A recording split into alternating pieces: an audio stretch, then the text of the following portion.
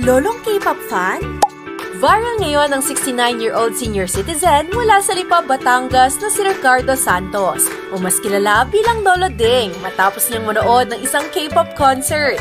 Ayon sa kanyang 20-year-old na apong si Kim Manalo, super fan si Lolo Ding ng K-pop boy group na 17. Dahil lagi nga pong pinapatugtog ko po sa bahay mga K-pop, tapos nagkukwento-kwento din po ako. Parang na-curious siya kung sino ba itong mga pinanonood ng apo niya. Tapos minsan sa mga kanta po na pinapatugtog ko po, katulad na lang po nung sa 17 na Patronize po, yun po talaga yung pinaka-favorite po niyang song nila. Paliwanag ni Kim, lagi niya raw kasama si Lolo Ding tuwing nanonood siya ng concerts. Kaso nga lang, noong 2022 concert ng 17 sa Pilipinas para sa kanilang Bida Sun World Tour, naging team labas ang lolo dahil isang ticket lang ang nakuha ni Kim.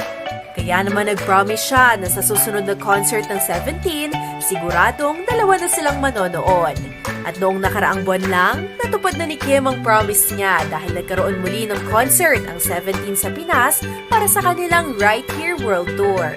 Hindi ko po agad talaga siya sinabi sa kanya. Siyempre po, para ma-surprise po siya na pagpunta po namin doon, may kukunin po kaming ticket para sa kanya.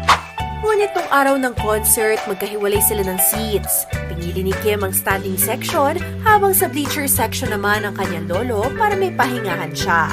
Gayunpaman, enjoy na enjoy pa rin ang lolo lalo na't marami siyang nakuhang freebies mula sa ibang fans ng 17 o mas kilala sa tawag na Karats. Uso kasi sa fanbase ng K-pop ang pagbibigayan ng K-pop merch bilang remembrance. Sobrang tuwa daw po sa kanya din yung ibang fans na nagugulat sila. Ay, si Lolo fan ni Joshua. Thankful naman si Kim sa lahat na naging friendly kay Lolo Ding sa araw ng concert. Ito raw ang most memorable experience niya. Hindi lang dahil napanood niya ang kanyang favorite artist, kundi dahil naging concert buddy niya rin si Lolo Ding.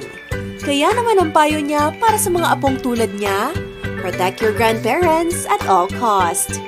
Sabi po nilang protektahan. Tsaka po yung magmamahal nila sa parents nila, ibigay po nila ng sobra-sobra dahil siyempre po hindi naman natin alam kung kailan sila mawawala at hanggang kailan sila dito sa mundo po natin.